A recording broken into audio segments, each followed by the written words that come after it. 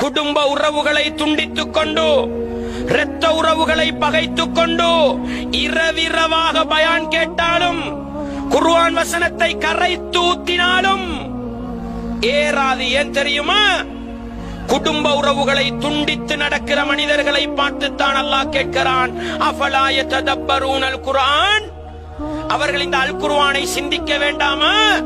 அம் அலா குலூபின் அக்ஃபாலுஹா, அவர்களுடைய உள்ளங்களுக்கு பூட்டுகள் போடப்பட்டிருக்குதா? குடும்ப உறவை, இரத்த உறவை எதிர்க்க, குடும்ப உறவுகளை பகைக்க காதும் செவுடாவி, கண்ணும் குருடாகி, உள்ளத்துக்கும் பூட்டு போடப்படும்.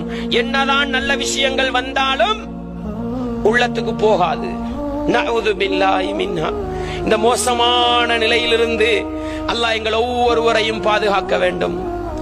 எத்தனை பயான் கேட்டாலும், எத்தனை குர்ஆன் வசனங்களை படித்தாலும் ஏன் வாழ்க்கை மாறுவதில்லை சகோதரர்களே? உம்மாவோடு பகைத்துக் கொண்டு, வாப்பாவை எதிர்த்துக் கொண்டு, இரத்த உறவுகளை பகைத்துக் கொண்டு தௌஹீது பேசி பயனில்லை, குர்ஆன் சுன்னா பேசி பயனில்லை, இஸ்லாம் பேசி வேலை இல்லை. முதலாவது இரத்த உறவுகளை சேருங்கள். உள்ளத்துக்கு போடப்பட்ட அந்த லொக், அந்த பூட்டு உடையும். அப்பதான் குர்ஆன் விளங்கும்.